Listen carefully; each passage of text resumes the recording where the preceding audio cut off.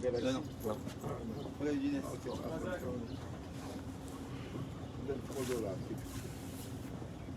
ברוך אתה ה' אלוהינו מלך העולם שהכל נהיה בדברו.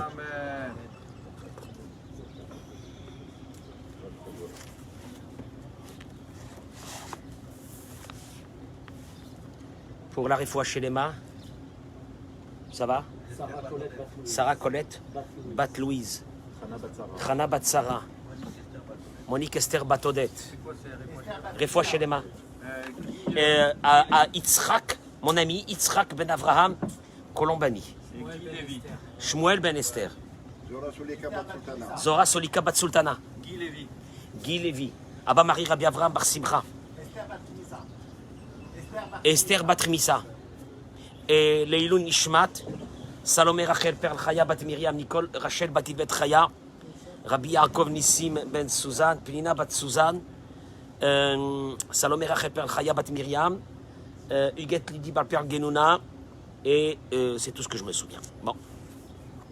En vous souhaitant une semaine exceptionnelle, bracha ve'atzlacha be'ezrat Hashem, je veux aborder ce cours qui est dur par une idée extraordinaire. Je pense que si on ne la prend pas, cette idée, c'est pas la peine de faire ce genre de cours et tout ce que je fais. Vraiment, il faut rentrer dans le Emet d'Akadosh Baruch Hu. Je voudrais d'abord accueillir donc tous nos amis sur les réseaux, Boker Tov, Shavua Tov, Mazal Tov, Eliyahu Vizachol Tov, Yvaser Lanu Bsorot Tovot, Yeshuot Venechamot, Bracha Ve'atzlacha, Amen Ken Yehi Ratzon. Pour ceux qui se trouvent en Chutz La'aretz, on vous envoie notre soleil qui est avec nous ce matin, la lumière d'Eretz Israël dans vos foyers, Amen Ken Yehi Ratzon. Le Pele Yoetz, Rabbi Eliezer Papo, Zechuto Yagen Alenu Amen, dit la chose suivante. Pourquoi j'aborde ce sujet? Parce que, en fin de paracha de la semaine que nous allons lire, il est écrit Via Ish Moshe Anav Mikol Adam Asher Al Pene Ha'adama. Après que Myriam ait parlé entre guillemets du Lachon Hara sur Moshe, il est écrit et l'homme Moshe était le plus humble qu'il y avait sur la terre. Il n'y avait pas plus humble que lui. Anava, il dit, imidatova delit dirvate. Il dit Rabbi Eliezer Papo. Il n'y a pas un trait de caractère plus beau que celui de l'humilité. Comme nos sages l'ont dit dans ma Sechet Avodah Zara, Dafkaf. Anava gedola mikulam. Tu vas chercher les traits de caractère. Écoute-moi bien. Il y en a un. Il y en a un qui est la racine de tous les autres traits de caractère, qui s'appelle la Anava, l'humilité. Vehu av a Torah ou midot a tovot. C'est le père de tous les traits de caractère. Tu vas aborder un trait de caractère, tu souffres de tes traits de caractère, de ta colère. Tu souffres de ne pas aimer les autres. Tu souffres que tu as l'impression que les autres te veulent du mal. Tu as l'impression que tout le monde te regarde. Tu as l'impression que tout le monde veut te faire du mal. Eh bien, sache une chose. Le trait de caractère que tu dois travailler le premier, c'est celui de l'humilité. Et il te dit, et quand tu auras acquis celui-ci, toutes ces amis, ça veut dire les amis, ça veut dire tous les bons traits de caractère qui viennent après, ils viendront tout de suite derrière. Si tu veux, le père des traits de caractère, c'est la Hanava. Quand tu l'as acquis celui-là, t'inquiète pas, les autres vont arriver en courant. Tranquillement. Ahava, l'amour. Pour aimer, il faut avoir de l'humilité. L'orgueilleux n'aime pas. Parce que l'orgueilleux s'aime qu'à lui-même. Tu veux aimer les autres? Tu vois quelqu'un qui aime les autres, sache une chose, hein, il a une grande humilité. Parce que tu ne peux pas aimer. Tu ne peux pas aimer. Tu ne peux pas donner de l'amour à quelqu'un si tu n'as pas de l'humilité. Shalom vereut, la paix, l'amitié, imkol adam. Ve'eno koretz klal, celui qui est humble ne s'énerve jamais. Ou ma'avir al midotav, il laisse passer quand on lui fait du mal. Verucho ruach nishbara, et il a toujours en lui un souffle de quelqu'un qui est brisé. Velibo lev nishbar venitke, son cœur est un cœur qui est toujours brisé. Veno makpid al davar, il fait pas cas quand on lui a fait quelque chose. Ou boriach minakavod, Et il se sauve de l'honneur. Venom et Vakesh Gdoula. Quand on veut le mettre dans un endroit où il sait que on va il sent qu'il va être grandi, il ne veut pas. Il ne veut pas. Veno Chomet Kavod. Et il n'est pas à la recherche des honneurs. Veno Marzik Tovale Atsumei. Quand il fait quelque chose de bien, jamais il se dit, mais moi j'ai fait. Tu entendras ça jamais chez lui. Vekaena Rabot Midotovot Viesharot Ananigrarot Minaanava Behemet. Et il y a tellement de traits de caractère exceptionnels qui, nigrarot, elles sont tirées les unes derrière les autres. C'est un chapelet de midotovot. Mais ce chapelet de midotovot a un moteur qui est au début, qui s'appelle la hanava. Ou les fichifra betovata kachemetsiuta. Et tellement que c'est une qualité dominante parmi toutes les qualités de l'être humain. C'est pour ça que c'est dur de la trouver. Betzarich adam litgaber al yetzro. Keish, bemachashavot teorot et dirot, il dit Rav Eliezer Papo. Et il faut se renforcer contre son yetzer. Tadir, yarshov. Et de penser tout le temps. Ma enosh lehevel dama. Ma enosh lehevel dama. Qu'est-ce qui vaut l'être humain?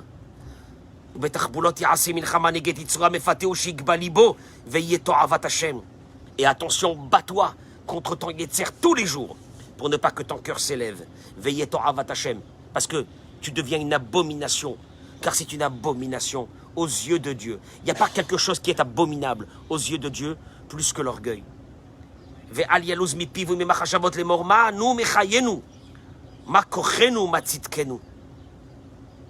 Et il doit toujours avoir à l'intérieur de lui cette pensée.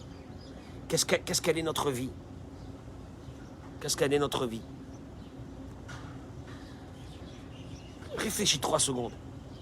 Tu te lèves le matin, tu vas être orgueilleux contre ton épouse, contre ta famille, contre tes parents, contre j'en sais rien, contre quelqu'un, contre tes frères, tes sœurs, tes amis. Qu'est-ce que tu es? Qu'est-ce que tu es? Qu'est-ce qu'elle est ta vie? Elle tient sur quoi? Quelle fragilité! Quand tu penses au nombre de personnes qu'on a connues cette année qui sont parties, quelle fragilité! Sur quoi tu peux poser ton orgueil? Si tu veux, Dieu il te dit, il n'y a pas plus abominable que ça. Parce que tu es le plus grand des menteurs qui peut exister dans le monde. Quand Dieu il te dit, moi je connais ta fragilité de ta vie, de quoi tu t'enorgueilles? La hanava. La hanava, c'est la plus belle des choses. Quand on dit dans le verset, Ve'anche Hashem kelohayu, ve'hachamim kibli madar, unevonim kibli askel, kirov ma'asenu, tohu v'imehayenu. Hevel. Si je vous dis la traduction, elle est terrible. Parce que tous ceux qui ont été forts, où ils sont aujourd'hui, tous les riches, où sont-ils?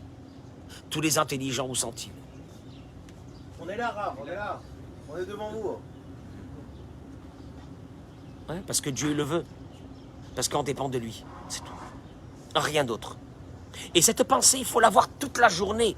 Travailler avec ça toute la journée. Et même si tu as acquis une sagesse aussi grande que celle de Moshe Rabbeinu,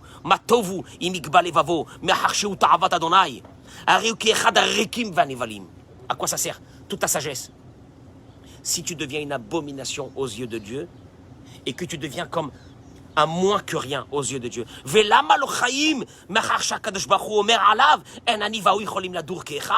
Il ramène les paroles qui sont marquées dans ma Masechet Sota. Et Dieu il te dit, et à quoi elle sert cette vie que tu as? Quand Dieu il te dit, moi et lui, on ne peut pas vivre dans ce monde ensemble. Jamais Dieu il dit ça sur quelqu'un. Tu peux faire les pires de Averot. Dieu il dira pas, qu'est-ce que j'ai besoin de lui? Je veux plus de lui dans ce monde. Moi et lui, on peut plus être là. Faut qu'il dégage. Jamais c'est marqué ça. Il y a une seule fois que c'est marqué. Sur l'orgueilleux. C'est-à-dire que l'orgueil, c'est une abomination parce que c'est la racine de tous les mensonges de la vie. Le premier, le plus grossier, c'est celui que notre vie dépend de rien du tout. Elle dépend de Dieu. Donc comment tu peux t'enorgueillir quand ta propre vie, elle ne dépend que de Dieu? C'est-à-dire qu'il faut, en principe, il faut que notre âme, elle rampe. Elle rampe. Ouais, toi, tu es debout, mais ton âme, elle rampe. Parce que tu sais qui tu es. Tu sais ta fragilité. Tu sais que ton temps, dans ce monde, le compte à rebours, il n'arrête pas un instant. Vers la fin. 5, 6, 5, 4, 3, 2, 1. Ça avance, ça n'arrête pas. Alors tu fais quoi? Sur qui tu t'enorgueilles? Alors que tu vas partir de ce monde. La Gemara a dit dans ma Masechet Echin, Vegavoa mimechak yeda, ve'en afaro nin'ar bitriat ametim. À ce point, au moment de la résurrection des morts, son corps lui restera là-bas. Ça n'a pas été dit ça sur quelqu'un qui garde pas Shabbat ou qui mange du porc. À Dieu ne plaise. Ça n'a pas été dit ça. Ils reviendront tous en Triat Ametim, s'ils ont eu des mérites. Mais celui-là, il revient pas. Il revient pas. Son passage dans ce monde a été abominable. Il a vécu dans l'orgueil, l'orgueil, l'orgueil. Moi, je vous dis ça. J'arrête ici parce que un jour je reprendrai ce qu'il dit Rabbi Eliezer Papo par rapport à l'orgueil. Mais je vais arriver à quelque chose de concret. Si vous me le permettez 2 secondes. À partir de là, je demanderai à tous ceux qui nous écoutent de partager ce cours. Parce que ce cours, je l'ai déjà fait une fois. Mais c'est pas grave. C'est pas grave parce parce que le besoin est trop grand. C'est que je suis rentré dans un restaurant. Et je trouve des amis à nous qui mangeaient au restaurant. Sauf que j'ai été très surpris. Parce que ces amis, un couple assis, en train de manger, en amoureux. Le seul problème, c'est que ce couple a divorcé, ça fait déjà 10 ans. Et ils étaient assis très amoureux. Moi, je trouvais ça beau. Et je leur ai dit, allez, yallah. Je vous fais le mariage, yallah, maspé. T'as fait le tour, t'as rien trouvé, yallah. Et je vois la femme, elle était bien, elle était heureuse. Makara. Je suis sorti du restaurant, j'ai dit Makara. Alors que j'avais connu quand ils ont divorcé, maman. Elle me disait, je peux plus le voir, je peux plus le supporter. C'est une pourriture, c'est ainsi. Et lui, il me disait sur elle, mais elle est dure. Mais tu peux pas vivre avec une femme pareille, c'est une horreur. C'est machin. Et tu les vois les deux amoureux, Makara. Entre-temps, ce monsieur a appris quelque chose. Tu vois, il a appris quelque chose qui... Peut-être qu'il le sentait à l'époque quand il avait rencontré son épouse. Après, il a oublié pendant le mariage. C'est parti en cacahuète. Et après, il s'est divorcé. Après, il a recommencé à réfléchir, Makara. Et aujourd'hui, il va d'après le précepte qu'on avait dit dans ce cours. Et ça marche. Eh ben oui, ça marche. Et ça marche. Et donc, si ça marche, moi, je voudrais rappeler à ceux que ça marche pas actuellement, d'essayer peut-être de ce que je vais dire ce matin, pour que ça marche. Et que ceux qui sont mariés, pas encore mariés, qu'ils apprennent ce que je vais dire, pour que ça marche tout le temps. Et que ceux qui viennent se marier, et que pour l'instant ça marche, qu'ils n'oublient pas qu'un jour ça va pas marcher parce qu'ils auront oublié ce que je vais dire maintenant, et qu'ils ont intérêt à se remémorer ce que je suis en train de dire maintenant. Et que ceux qui se sont divorcés, ça fait quelque temps, et que leur épouse n'a rien trouvé encore, et s'est pas remarié, lui s'est pas remarié. Peut-être que de réfléchir à ça, c'est dommage. Dommage, bémet dommage. Mais par contre, il faudra une chose, un peu de hanava. C'est tout ce que je demande. Un peu de hanava, un peu d'humilité. Parce que l'humilité va amener l'amour, elle va amener tout. Yeshno yesod echad, il dit le Rav. Moi, je le rappellerai tout le temps parce que j'ai fait un cours sur les belles-mères et les belles-filles, et j'ai eu des retours. Des retours, mais ouais, mais qu'est-ce que ça veut dire? Je kiffe, hein, vous inquiétez pas. Ah, je kiffe, hein, ne vous inquiétez pas, je suis là pour embêter les gens. C'est pas grave, j'embête les gens, s'il le faut. Mais si je sauve un couple, j'ai gagné, moi on l'a baba, et puis le reste, c'est de l'histoire, m'en fiche. Yeshno yesod echad. Moi je le dis ça, celui qui ne veut pas accepter ce concept parce qu'il y a un manque de hanava, d'humilité, alors il ira vers des problèmes majeurs. Et celui qui fera attention à ce que je dis aujourd'hui, il va réparer son couple, il va bonifier son couple, il va rester avec son épouse, la mère de ses enfants, Béhémet, lama. Qu'est-ce qu'on a besoin des problèmes? Yeshno yesod echad. Il y a un yesod. Il y a une... Quand on dit un yesod, comment on peut dire le mot? Un fondement. Un fondement. Un fondement, une base, comme tu dis, Shmuel, un fondement. Chez Kacher Aba'al Mevinoto. Quand le mari l'a compris. Kol Ashlom Baït Shelo Kal Meod ou Pashut Meod. Tout son Shlom Baït devient Pashut, devient normal. Devient facile. Mais on a besoin de celui-ci. À Yesod Azéou. Je sais que ça fait... Vous savez, je vais vous dire une chose. Quand je parle, je m'interpelle à moi-même. Parce que c'est un travail de tous les jours. À Yesod Azéou, ce fondement est... Chez Aba'al Yeda, le mari doit savoir. Chez Ishto Yadavar Achashuv Beyoter Etzlo. Que sa femme doit être la chose la plus importante chez lui. Veyeda Echlatet La Dargasha Shei Bemakom Arishon Bachaim Shelo. Il n'y a rien à faire. Ou une femme a le sentiment d'être la principale, la plus respectée, la meilleure, l'unique aux yeux de son mari, et là, elle est la femme la plus heureuse au monde. S'il manque ce fondement, tu pourras tout donner, il n'y aura pas le Shlom Bayit. La principale, la première, l'unique, la plus respectée, la meilleure, si... Mais alors, je vais vous dire une chose, c'est très important. L'idée, elle est très simple. Il doit la faire passer. Soit dans sa bouche. Il faut que ça sorte de la bouche. Il faut que ça sorte de la bouche. Pourtant, ça sort de la bouche pour nos enfants. Ah, mon chéri, la prunelle de mes yeux, kapara, kupara, tous les mots que tu veux. Elle sort de notre bouche. Nahon? Ah, faut pas que je le dise à mon épouse. Qu'est-ce qu'elle va croire? Elle va lever sa tête si moi je dis des choses pareilles. Comment? Si je lui dis ça, elle va... Regardez.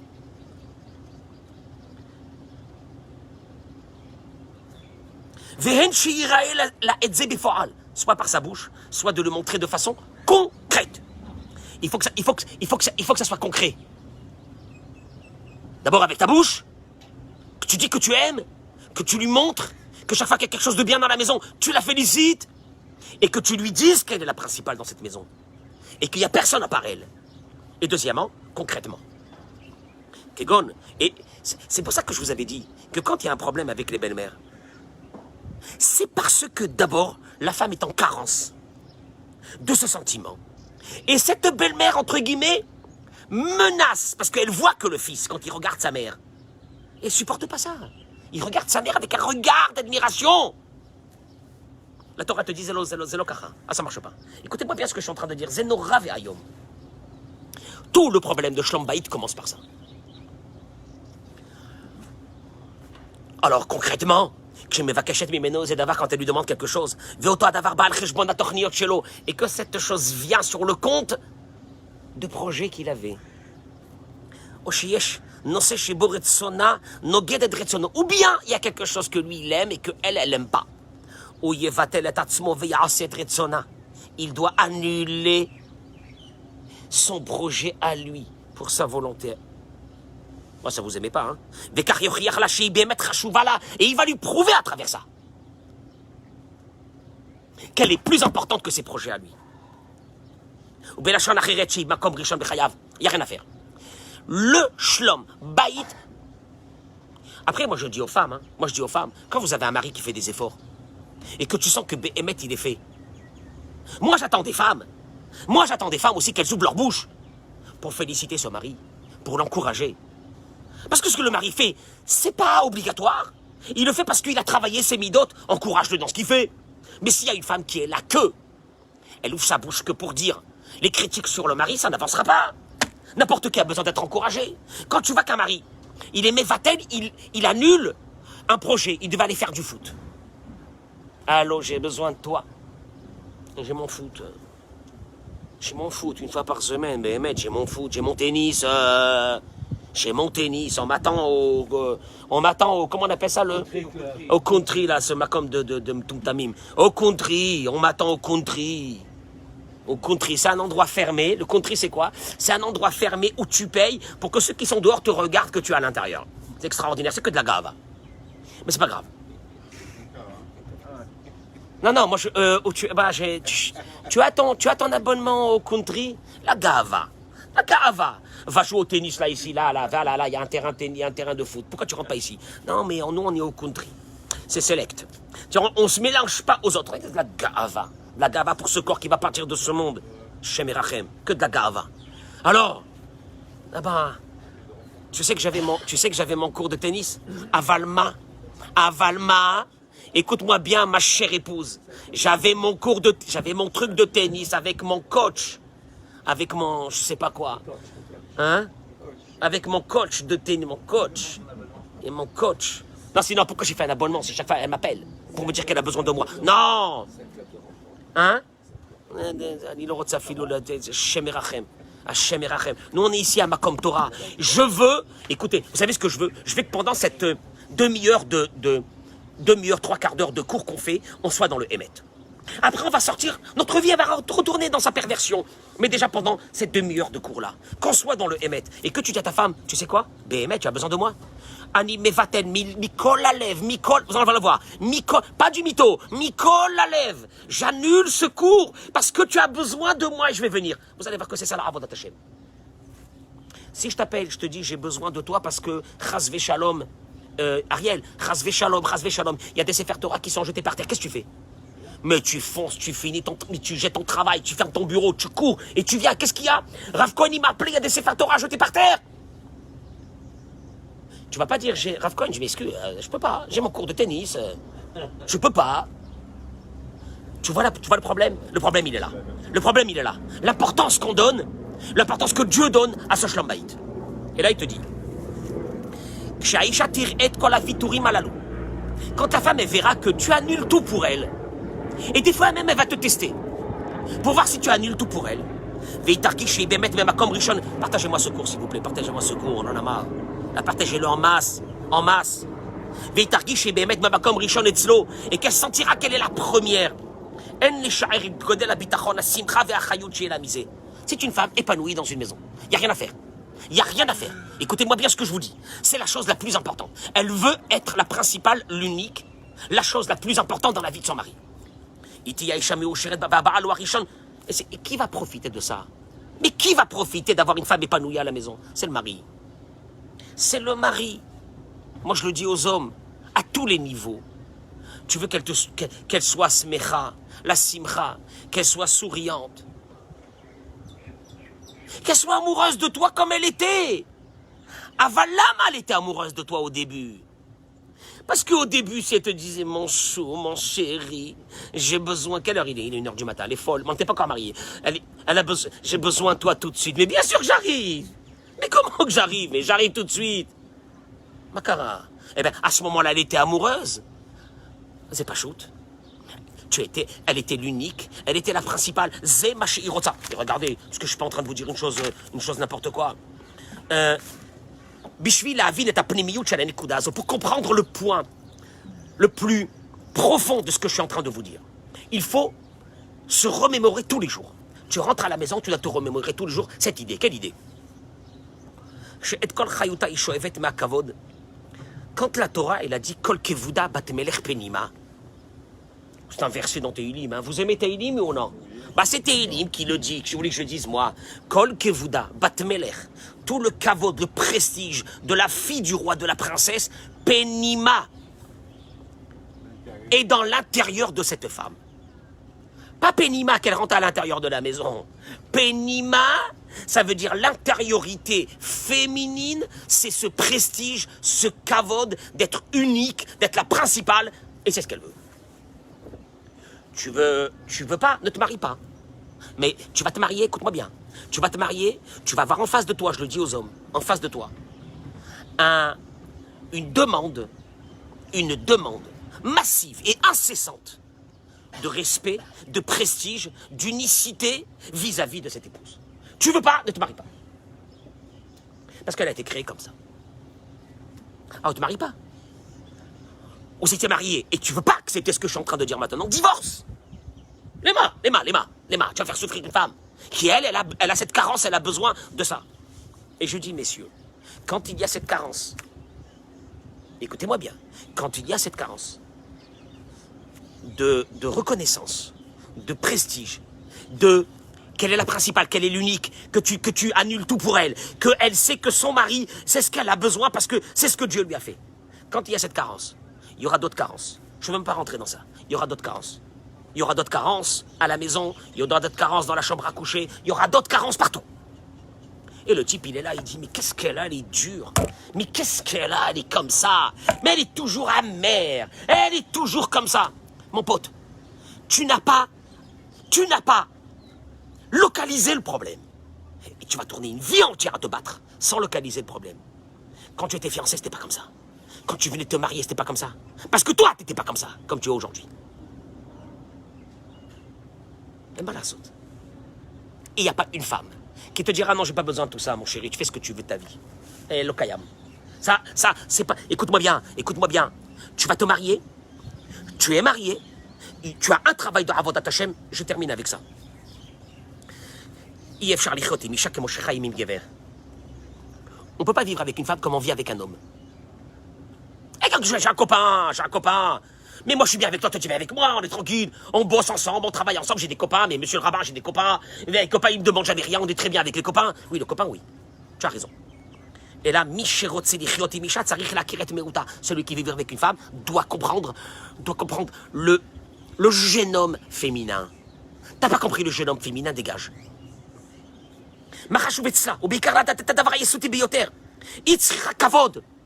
Elle là. Qu'est-ce qu'on n'aime pas entendre ça? Mais qu'est-ce qu'on n'aime pas entendre ça? Qu'elle a qu'à vivre sa vie, qu'elle me laisse tranquille, qu'elle me lâche les baskets. C'est des mots que j'entends, hein? Ah, elle me lâche les baskets, j'en peux plus, elle me prend la tête. Elle te prend la tête parce qu'il y a une carence. S'il y a une carence, elle te prendra la tête. Elle m'a la saute. Et cette carence-là, elle ne pourra pas sans ça.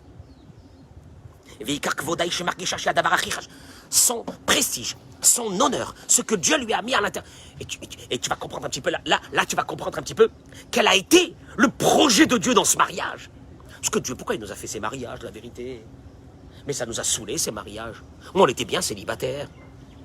Oui ou non? Hein? Mais tu te lèves quand tu veux, tu fais ce que tu veux, quand tu veux. Tu vas faire ce que tu as envie. Non, allô, je te dis pas ça pour toi, Eyal. Marie-toi, s'il te plaît. Hein. Attention, hein. Mais marie-toi bien. Voilà, marie-toi bien. Ça, c'est un cours déterminant. Ça, c'est un cours déterminant que tu peux même pas écouter dans ta vie, un cours pareil. Tellement qu'il est déterminant. Il est dur, mais il est déterminant. Et tu passeras pas sans ça. Mais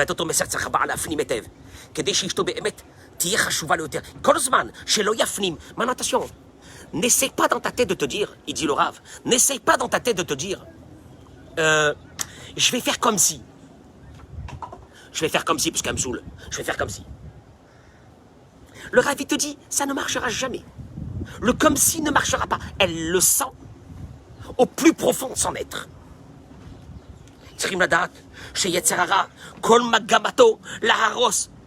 Parce que, Ariel, tu sais quand est-ce qu'un homme va s'élever spirituellement? Je te le jure, c'est quand il a une tranquillité à la maison. Et le Yetzirara sait que la base de l'homme, c'est dans sa maison. Et il va tout faire pour te dire que ce que je suis en train de dire, c'est des bêtises. Je touillote. C'est même pas la peine d'écouter ça. Il va tout faire. Parce que lui, s'il a fait ça, il a gagné. Bémikre Acher, il te dit, regardez, je termine avec ça. Voilà. Yetera Miken, je termine avec ces mots. Amifrana Amiti. Mais tu vois, il n'y a rien à faire. Tu passeras pas sans ça. Par contre, une chose, je peux te dire une chose. À partir du moment où la femme, et ça on le verra, elle a le sentiment qu'elle est la première, qu'elle est l'unique, ta liberté sera beaucoup plus grande parce qu'elle ne se sent pas touchée. Tu vois, ta mère, tu parles avec ta mère, elle n'a pas de problème avec ça.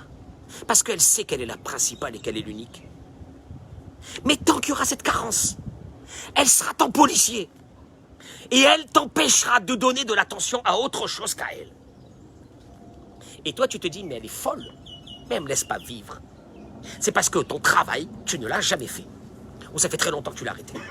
Et il te dit, Amifran, Amiti shel Adam, imo ose ma'asav l'shem shamaim, im kavanot teorot, o imo ose, otam, imu rotze ligadel et Hashem, et Shem Hashem, ou et Shemo shelo, im rotze le'arbot bichvod hamakom, ou le'arbot bichvod atzmo, im ose ma'asav mitoch ga'ava ou mitoch hanava. Il te dit, là ça va être ton nisayon de ta vie. est-ce que tu abordes ta avodat Hashem superficiellement ou avec une grande profondeur? Si c'est superficiel, quand tu arriveras à cette histoire de ton couple, tu ne passeras pas. Si c'est à l'intérieur, et quoi? Il te dit, Mifrana emetu. Voilà, quand je dis à tout le monde, quand je vous dis sans arrêt, le tzaddik, c'est pas tzaddik dehors, c'est qu'à la maison. Le travail, tout le travail de ta vie, c'est à la maison, il n'y a rien dehors. À la rigueur, ne sors même pas dehors, tout est à la maison. Il te dit, Mifrana emetu. Le nisayon, la vraie épreuve de vérité sera ta femme elle te demande quelque chose, tu arrêtes tout. Avec une grande volonté, avec une grande joie. Il va faire la volonté de sa femme. Ça montre. Mais à travers ça, qu'est-ce qu'il fait? Parce que tu vas me dire, oui, mais alors là, le Rav, il parle, machin, il est pour les femmes, machin, et vas-y, fais-leur monter leur ego à ces femmes, et nous les hommes. Quand tu fais ça, tu es en train de démontrer que tu cherches qu'une chose, faire la volonté de Dieu. Car c'est ça le kavod de Dieu. Le kavod de Dieu, c'est que tu fasses kavod à ta femme. Car Dieu a ordonné que les maris doivent faire le respect le plus total à leur femme. Donc au fait, toi ne prends pas ça comme quelque chose de personnel. Que moi je te demande de faire kavod à ta femme, ça veut dire je m'écrase et machin et c'est quoi et puis qu'est-ce que ça veut dire ça? Tu es en train de faire le kavod de Dieu, la volonté de Dieu.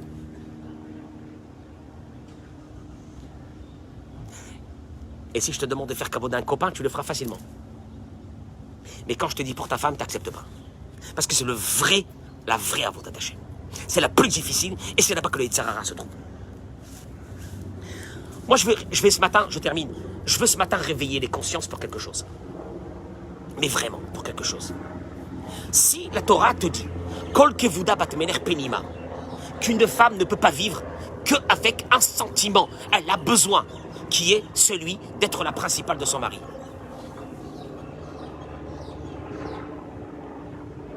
Il n'y a rien d'autre. Et ça ne passera pas. Et c'est Hachem qui te le demande. Pourquoi c'est difficile? Pourquoi tu n'arrives pas? Et j'avais dit, il fallait une chose. Beaucoup de Hanava. Alors là, tu es face à ta réalité, face à ta vie, face à ton émet. Est-ce que vraiment tu fais Avodat Hashem ou tu le fais par kavod? Tu le fais par kavod, tu le fais par honneur, tu le fais parce que tu as envie d'avoir le respect des gens, et tu as envie de ci, et tu as envie de là. Le vrai Avodat Hashem, c'est chez toi, à la maison. Et par contre, je demande aussi aux femmes, encouragez vos maris, mais encouragez-les. Un mari, c'est comme tout être humain. Il a besoin d'être respecté. Une femme qui parle mal à son mari. Comment voulez-vous que le mari ait de l'énergie pour changer ça? Par contre, quand une femme elle voit quelque chose de bien que son mari fait, comment se fait-il que la femme n'a pas, elle a peur? Et si je lui dis, il va se prendre pour... Pourquoi vous ne rentrez pas dans une énergie nouvelle? Mieux que ça. Toi, tu vas dire à ta femme, regarde, j'ai décidé à partir de maintenant que tu vas être la principale. Je vais faire ce travail-là, Béhémet, pour que tu sois la principale de ma vie. Mieux que mon portable. Plus important que mon portable. Pas possible. Plus important que mon match. Plus important que tout. Je te promets que quand tu as besoin de moi, et la femme, quand elle reçoit ça de la part de son mari, même une fois, déjà de l'encourager, de lui parler, d'expliquer combien qu'elle s'est sentie élevée quand il a eu cette marque d'attention. Communiquer. Mais parler. Mais arrêtez de vivre comme des animaux. Arrêtez de vivre comme des animaux dans une maison. Parlez. Pourquoi vous parlez que quand ça va pas? Pourquoi vous ouvrez votre bouche, vous, mesdames, que quand ça va pas? Pourquoi vous ne les ouvrez pas quand ça va? Je sais pas, on a perdu comme... Ah, par contre, oui. Par contre, ce couple avait divorcé. Je reviens aux couples qui ont divorcé. Ah, le mec, il a compris la vie. Il a compris la vie. Et il se met maintenant à donner ce qu'il aurait dû donner quand il était marié. Chaval. Mais j'espère qu'ils vont se remarier. Lamalo. Il y a une mitzvah de se remarier. Ils vont se remarier. Lamalo. Amen Keni Ratson. Mais là, je suis sûr qu'il ne fera pas la même erreur. Parce que là, maintenant, il a compris exactement pas ce que la femme a besoin, j'aime pas ce mot-là, ce que Dieu demande. Et si Dieu t'a mis une femme avec ce besoin, c'est qu'à travers ça, écoutez-moi bien ce que je vous dis, ça fait très mal. Il va te briser ta gaava. Tu dois faire kavod à quelqu'un. Tu brises ta gaava. Tu brises ton sentiment de c'est moi qui fais. En plus, je lui amène la parnassa et en plus, je dois la respecter. Mais dis-moi, il est malade ce rabbin, quoi. Et je la gâte, il faut que je la respecte aussi. C'est parce que tu as oublié que la Gemara, elle dit que toute la bracha que tu as, toi, elle vient que grâce à elle. Mais maintenant, plus elle sera épanouie parce qu'elle est la principale. Mais plus toi, ta vie, elle va changer complètement. Ribono shel haolam. Quand quelqu'un me dit ça va pas les affaires, je lui dis demande tout de suite comment ça va à la maison. Ça va pas la parnassa, comment ça va à la maison? Et des fois, il y a des personnes qui m'ont écouté déjà, donc ils me disent oui, oui. Puis il y en a d'autres qui m'ont jamais écouté, qui vont dire quel est le rapport. Et là, je vais leur expliquer que il n'y a pas de rapport, c'est pire que ça. Et la santé. Et tout dépend de ça. Et en plus, la Gemara dit, faites attention aux larmes de votre épouse. Parce qu'elle a les larmes faciles. Et les larmes, la porte des larmes est restée ouverte. Noravé ayom. Mais il faut beaucoup de hanava. Ah ça, il faut de l'humilité. Pour te dire que j'aborde mon couple, pas parce que c'est elle, mais elle, qu'est-ce que je vais faire moi? Non, c'est parce que c'est Boré Olam. C'est ma Kadosh Baruch Hu Rotse. C'est ma Kadosh Baruch Hu Rotse. Tu comprends ça? Là, ta vie va changer. Quand tu rentres à la maison, tu dis les Shem, avant de rentrer, avant d'ouvrir la porte, tu dis les Shem Yahud Kuchabricho Shrinte. Vinoam Adonai Eloheinu Alenu Maasi Adenu Konena Alenu Maasi Adenu Konenehu. Je rentre maintenant chez moi à la maison, à Kadosh Baruch Hu. Devant la mezouza, tu dis ça. Pour accomplir la plus grande mitzvah que tu nous as demandé, c'est celle d'être un tzaddik dans la maison. À Kadosh Baruch Hu, je te demande, voilà, de m'aider. Pour accomplir ça. Et toi, Kadosh Baruch Hu, de ton côté, Bevakasha aussi, aide-moi dans les autres choses, pour que ça soit facile d'accomplir ça. Vezeretzono chez la Kadosh Baruch Hu, il n'y a pas un autre. Je vous souhaite une bonne journée. Je vous remercie. Bracha v'atzlacha, amen keni ratzon.